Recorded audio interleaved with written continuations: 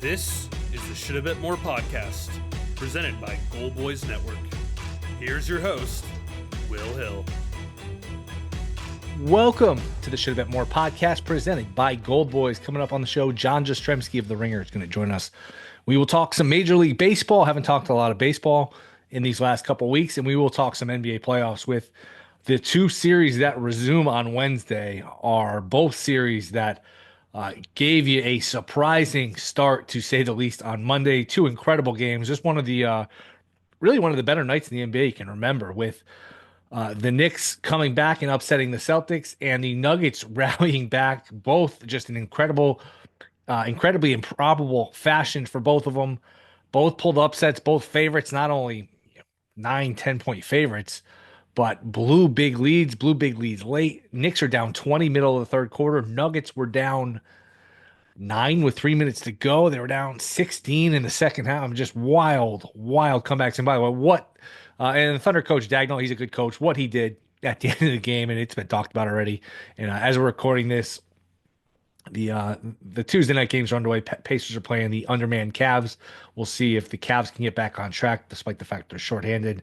And then Warriors T-Wolves. We'll resume those series at a later point, discussing those. But these, to me, are the fascinating ones as we head into Wednesday. What Dagnall did is just so ridiculous at the end of the game. I understand.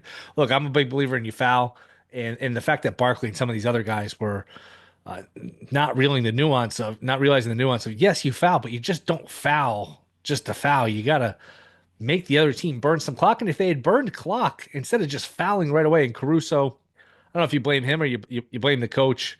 It sounds like Caruso was just doing what he was told, and he had a great game. He's a tremendous player, underrated player. You make them burn clock, because if they had burned the clock properly, the Denver wouldn't have had chance for the last second three, which Gordon hits. Gordon has played great here these last couple of weeks.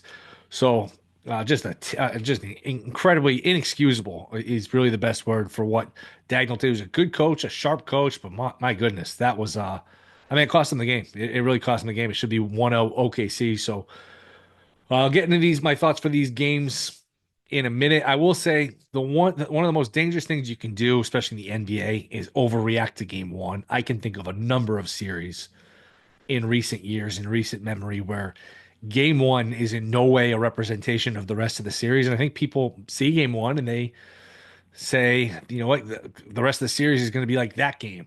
It's very dangerous. Remember, there was a Bucks Celtics series in 2019 where the Celtics won in Milwaukee. That was when Kyrie was on the team. Game one, they won it convincingly. I remember Paul Pierce, the series is over. Boston's going to win. Boston never won another game the rest of the series. They lost 4-1. The Lakers, the year they won the title, they were down 1-0 to Portland in round one. They were down 1-0 to Houston in round two. They never lost a game the rest of those series. Toronto, the year they won the title, 2019, they were down 0-1 to Orlando. They were down 2-1 to Philly. They were down 2-0 to Milwaukee, and they won the title.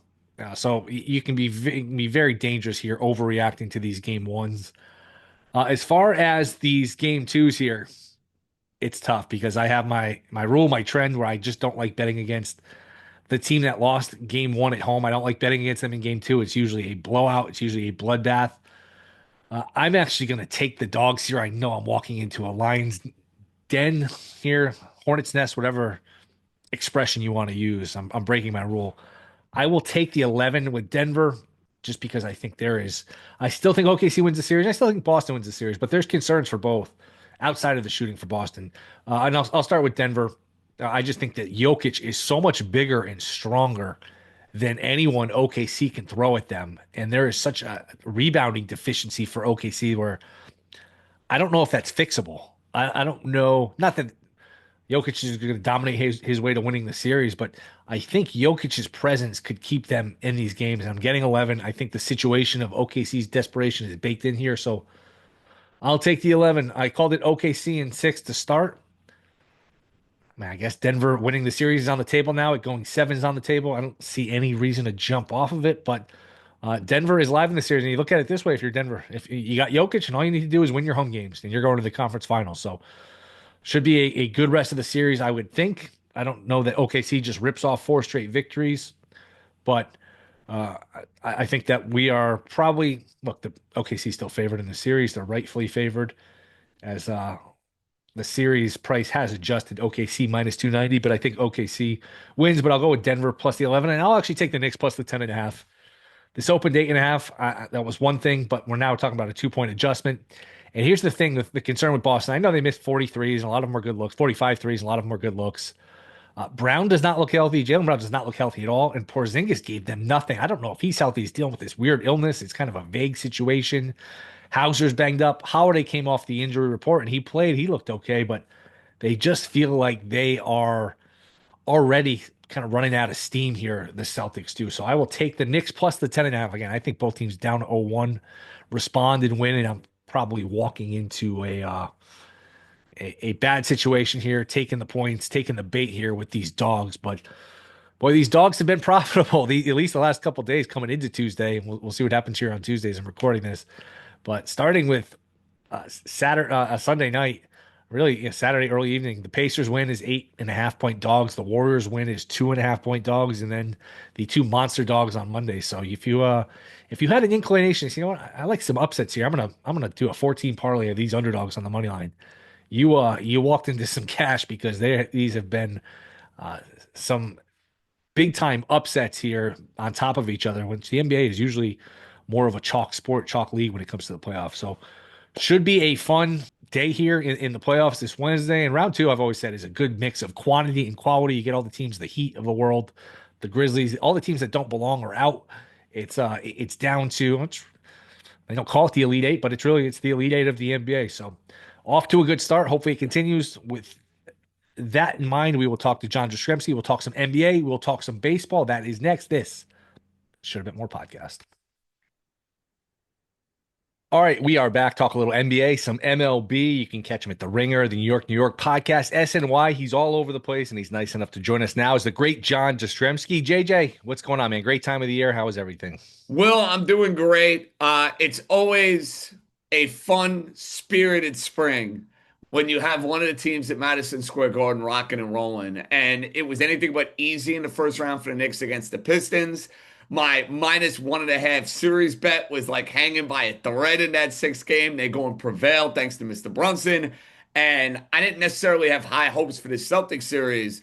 But when you overcome a 20-point deficit, when you survive overtime or you survive the end of regulation and get overtime and win the way you did, yeah, dude, I'm fired up for the rest of this series now. I don't know if the Knicks are going to win, but they got a pulse. I'm excited, rock and roll, and life is good in the big city. Is either team that lost game one and Monday in trouble, OKC or the Celtics, and who's in more trouble, if anyone? So that's a great question. I asked the two guys that do the gambling pod this exact question at around 1:30 in the morning yesterday, and I'm with the guys on this. To me, it's Oklahoma City from this standpoint. I'm going to give you two reasons. Number one, they're going up against the best player in the world. So when you have Jokic on your team, you always got a shot. You know what I'm saying? So I see Jokic number one. He's up 1-0. He can smell it. He can taste it. He's one of those special players. The other reason I would say I think Oklahoma City might be in a little bit more trouble. There's an inexperience to that team that you don't necessarily have with the Celtics. Now, don't get me wrong with Boston. Porzingis and his status is a question. Jaylen Brown has absolutely no hops, and I think that was noticeable if you watched game one against the Knicks. You have Porzingis, you have Jaylen Brown, you have Drew Holiday dealing with the hamstring. So you add all of that up, I can see why people would make the case, well, it's the Celtics, but they're still the reigning champs. They've lost games at home in the postseason before and have been able to overcome it and win series. And I got to give them the benefit of the doubt for being reigning champs, despite the little adversity they went through last year in postseason. This OKC team doesn't have that. So I think by default, it's Joker and it's the lack of championship pedigree. I'll say OKC by a smidge.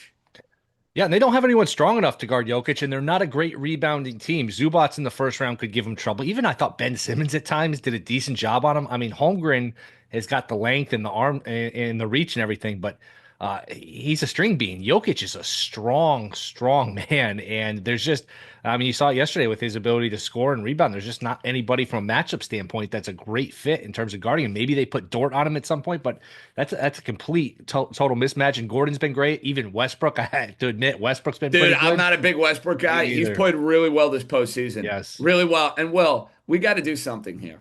You, me, everybody in the community. Don't allow us to bet on the Clippers anymore. Can we just stop? Like, stop. I'm done. Like, I can't believe I bet him for the series. I can't believe I was dumb enough to bet him in game seven. So when you said Westbrook, it kind of triggered that thought that I needed to remind you of. But yeah, the role players for Denver, there were a whole lot of questions. I had them going into the first series. Do they have enough guys around the Joker? I'm not necessarily in love with the guys that they have, but to your point, I think it's a good one. Got to give them credit. They've played really well.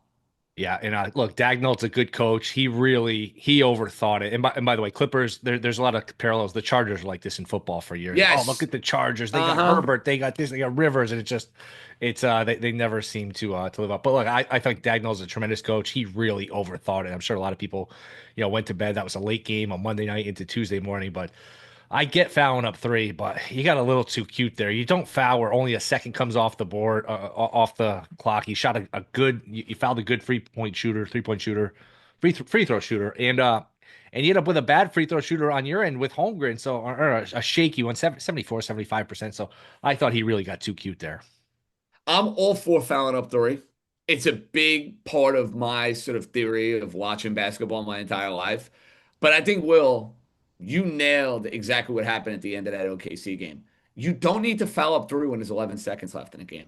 To me, the perfect time to do it is that like 5 second, 6 second. And I know the scary, I guess, principle that's in his mind is, hey, at 11 seconds, the way these guys shoot in the NBA, you'll have somebody pop one from like beyond half court. But if that's the situation and somebody with 10 or 11 seconds is going to pull up right on the other side of half court, I almost think you have to allow that. You say, you know what? If you're going to take that shot and if you're going to hit that shot, more power to you because it's not a high percentage shot. If I gave you a recalibration here, a prediction right now, who wins both of these series in how many games? And do you like anything for Wednesday? Celtics laying 10.5. We see it all the time. These teams lose game one at home. They tend to roll in game two. 10.5 is a little expensive, but I get it. Same thing with OKC, who's laying 11 for Denver. So the two games on Wednesday and the two series thoughts overall. So I thought both favorites would win. I picked Celtics in five. I picked OKC in six. I think if you were to give me a little mulligan, like we do over at the first tee at Silver Lake Golf Course, I'd go Celtics in six. I'll say the Knicks get another game here. I think the Knicks will get at least one at Madison Square Garden, and then, I think Boston ultimately will take care of business. And I think this Denver OKC series is going the distance. I do. I think Denver is going to play well in the altitude. I think you're going to have a monster Jokic game. See, that's the thing, Will. You look at his stat line. For people who didn't watch the game late on Monday night, they're going to be like, oh, Jokic, what an unbelievable stat line.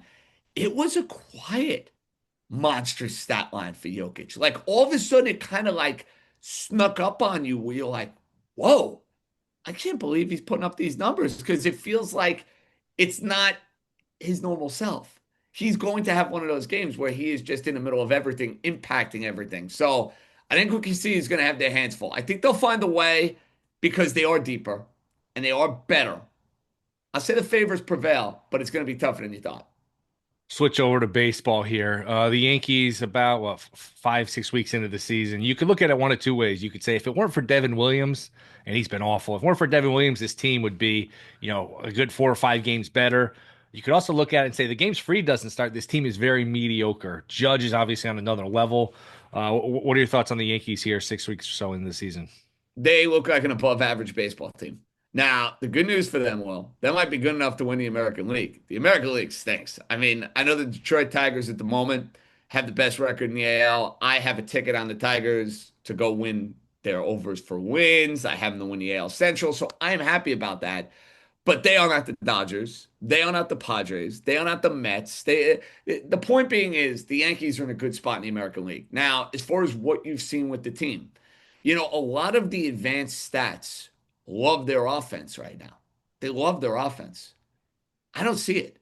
to me, there are a couple of just massive black holes within the lineup where you're getting absolutely no production.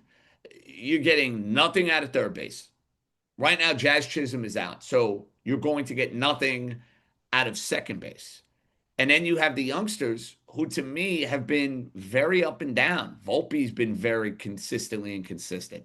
Wells got off to a slow start. He's starting to come around. I think he'll be fine. And then you have this kind of glut within the outfield because Trent Grisham, who, by the way, should have been playing over Alex Verdugo last year in the postseason, but that's a story for a different day. He's been amazing to the point where you can't take him out of the lineup for the time being. So what does that mean? That means either Jason Dominguez or Cody Bellinger, who you paid a whole lot of money to in the offseason, one of those guys is going to be on the bench. And that's an uncomfortable position, I think, for Aaron Boone, because he's either sitting a youngster who you want to play and you want to gain experience, or you're sitting a guy who has a very accomplished back of the baseball card that's not delivering right now for the Yankees. So to answer your question, there's questions for me with the lineup. 4 and 5 in the rotation is awful. Free's been amazing. Rodon has been good. It's been good. They got to figure out what the deal is with Schmidt's health. You can't count on a guy like Carlos Carrasco in the second half of this year. So when we talk Yankees and deadline, to me it's, hey, how do you get reliable workman-like starters? Forget about another ace. You have an ace. You have Fried. You're probably going to get a heel back who should help and be a front-end starter. Rodon's been fine. Get me a guy or two, Will, who could go 6 quality innings, who can go and lengthen out that rotation. That to me would make a world of difference with the Yankees and might be the difference between winning the division, being a wild card team, and missing the playoffs altogether. I know you and I were both high on the Red Sox in their chances coming into the season. What have you seen from them? Do you think they're the team that could threaten the Yankees? So I think they are the team, but they have a lot of the same questions, Will, that the Yankees are running into. Like that's the interesting parallel between the Red Sox and the Yankees. They lose Casas, who's probably done. You wonder if it opens the door for them to play Devers at first base. That's a tough transition to make in the middle of the season, but all of a sudden they now have a need at first base for a guy that they had high hopes for in Casas. Their pitching has been up and down. I think that's a kind way of saying it. Bullpen is a work in progress for them. So you add all of that up, they've played very unfundamentally sound baseball. They've been a very sloppy team if you watch them over the first month and change of this year. I think Cora will get them playing a better brand, but I'm not watching the Red Sox over the first month of the year saying, wow, I'm really scared of that team. Like if I'm the Yankees, I'm like, yeah, they're on I think if we're at our best and they're at their best, I think we're better. That's what I'd be saying right now if I'm in that Yankee clubhouse. So I like the Red Sox. I think they'll be in a mix. They'll be in a mix, but they have not come out of the gate, Will, as impressive as I thought they would. And the Orioles just don't have enough pitching? They have no pitching. They have the Orioles can swing the bats. The Orioles are starting to figure it out in their bullpen. That rotation is Horrible. awful. It's awful. And losing Grayson Rodriguez was a killer for them. Absolute killer for them. Their lineup can carry and mask some deficiencies, though. So it's interesting. Out of the 3 other teams in the AL East, Toronto, Baltimore, Tampa's smoke and mirrors. We all know that. Toronto has pieces, but there's just something about the look and the feel of their team. They never seem to put it together. I feel like out of those 3, Baltimore would be the most likely to make a move if they could just figure out a way to get anybody out. AL West is interesting because Seattle's actually shown some offense. The Bryce Millers of the world haven't pitched well. Gilbert's been hurt. Kirby's been hurt. So they've won in different ways. I think Texas is a team that a lot of people liked. I liked. They haven't scored runs. When you look at the names in that lineup, you're like, man, how does this team not score? But Seager's in and out of the lineup. A lot of guys are hurt. Some guys are not producing. The Athletics are maybe a sleeper team. I don't know if they're good enough to actually win that division, although I thought about them in that 15 to 20 range. What do you make of the AL West in general? And Houston is clearly not the team they've been the past decade or so. Listen, Houston is not the team they've been, but they're always a threat. They're always a factor. You got to respect that because they have the pedigree and the culture. It's interesting with Seattle. You're so right about this. Seattle has been a team pitching. The pitching hasn't been that great. They're scoring a ton of runs. That for Seattle, they're scoring an insane amount of runs. Is that sustainable? Not sure about that. I still think Texas is going to figure it out in this AL West because their pitching has done the job. I don't make a whole lot in the hitting coaches. I don't know if you do. I know they just fired the hitting coach and hired Brett Boone. Sometimes it's just an optic. Sometimes it's just a matter of, hey, we need to give somebody a kick in the ass. Maybe this will wake up a bunch of hitters that aren't giving us a whole lot of production. I still think Texas can be all right in this division. They're not buried. I mean, at 3.5 games out of first place, they're a game under 500. And look, I don't think Oakland will win the division. I do think Oakland has a chance to threaten for the playoffs all year. They have a lot. They have a lot of offensive talent. Their pitching, it's not great, but Great they Ed closer. Severino, and if they have a lead at the end of these games, brilliant point. It's game set match. So I bet them as an over at 71, 72, whatever it was. I feel great about that over. Great about that over. I think the A's will have a winning season for what it's worth. I do. National League, boy, there's a lot to sort out there. A lot of good teams. We'll start with the Mets. You got to feel good about where you are with the Mets. I know the schedule's been soft. You can poke holes in that, but for Soto to have done as little as he's done, and you're still in first place in the position you are, you got to feel good. Would you agree with that? Oh, no doubt. And it's all about the pitching lab for the Mets. That to me is the biggest reason why we're talking about them as a first place team. What David Stearns and what Jeremy Hefner are able to do in cultivating, nurturing, growing starting pitchers. Well, Griffin Canning's got like 5 or 6 wins. Tyler McGill has been unbelievable. They've turned Clay Holmes into a productive starting pitcher. So those to me are the elements that play here for, well, why are we talking about the Mets as a first place team?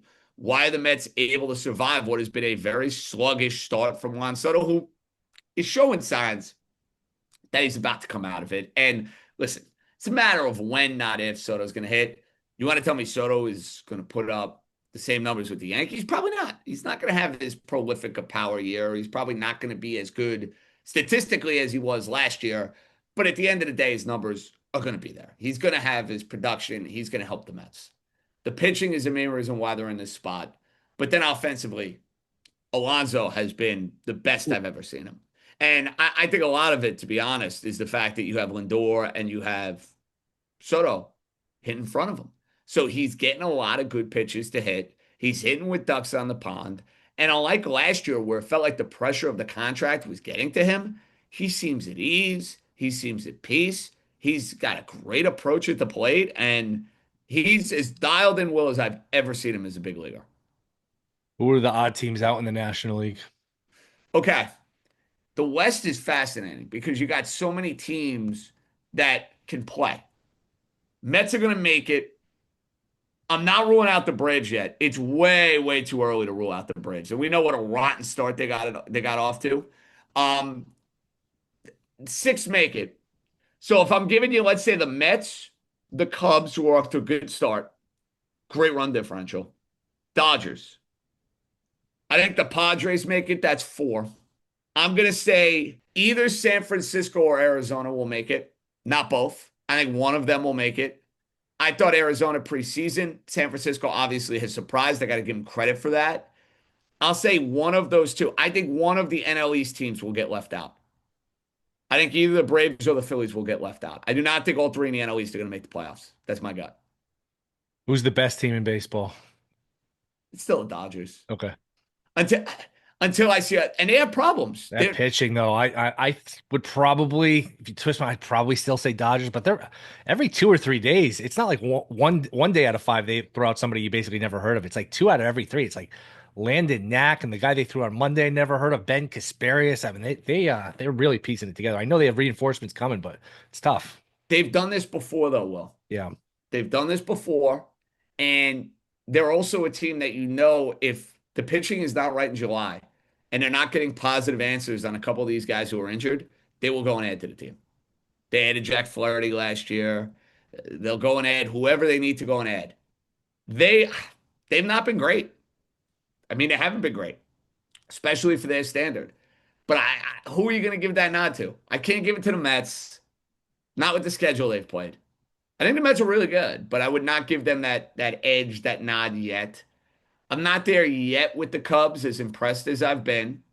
And Tiger lineup. You love the Tiger lineup? No. I think it's the Dodgers for now. That could change, but for now, it's the Dodgers. I would give the answer, but it did creep into my head that the Padres, once they get the Merrills back of the world, they get their lineup back with their bullpen, they're really good. Remember, they led the Dodgers 2-1 in the division round and had a home game with Cease going against the bullpen game for the Dodgers. Dodgers were very close to getting knocked out in the division round last year. They were able to get off the mat and obviously win it. The Padres is amazing. You're so right. They were the toughest challenge for the Dodgers last year, hands down. They handed the Dodgers an elimination game down 2-1. Real and spectacular. They're dangerous. They're dangerous, but they're another one of these teams that, for whatever the reason, well, it seems like they don't have postseason success. They got to the NLCS a couple of years ago.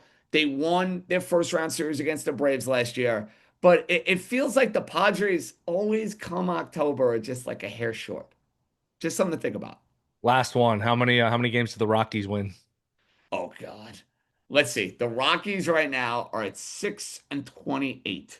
This is like a White Sox conversation. White Sox not much better, by the way. They got 10 wins. Some terrible teams. They really are.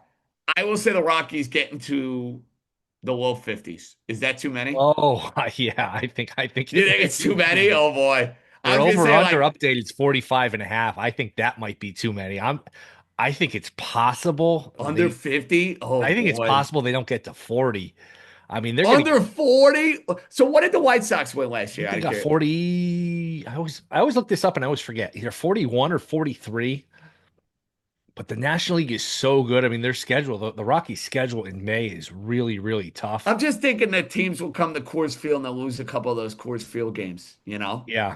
Problem is the Rockies can't get anybody out either. So I get it. I'll still say it's in they'll put together a winning streak at some point. I'll say like right around 51 wins. 41 and 121 for the White Sox last year. Yeah. That's hideous. When your team is that bad, you got to sit through all those games. I mean, you understand why you get checked out by June or July. I get it. JJ, this was always fun, man. Appreciate it. Hopefully we'll do it again soon. Let everyone know where they can catch your stuff. Well, appreciate it, man. New York, and the East Coast Bias Ringer Gambling Show. You want to check that out in the Ringer, Spotify, Apple, wherever you get your podcasts. And we're rocking and rolling on SNY. I'm going to be taking a week off as we wait for our first born to arrive. We'll still have the podcast up and running, but my return to TV will be Juan Soto's return to Yankee Stadium. So perfect timing. Wow, what's the date of that? May 16th. Well, that's a little earlier this year. I miss when it was the full 3 games for each in Yankee Stadium and Mets. I miss when it wasn't. I used to love interleague. May is too early. May is too early, and I don't like when it's year round. It used to be special. It was like a week or 2 in June, then a week or 2 in July. See, and it was they'll different. never give up the money grab because they know the Yankee Stadium and Citi Field crowd is going to eat it up. But it does make it special where it's 3 games. It alternates stadiums, and that way, when you actually get the Subway Series, it means something. It's like a treat. If you're doing it every other year. I like that. Absolutely. JJ, appreciate the time, man. Thanks.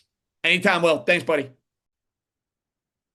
All right, to John Jastremski, rate, review, subscribe. Goldboys.com is where the Discord is. Check it out there. We will be back Friday. See you then.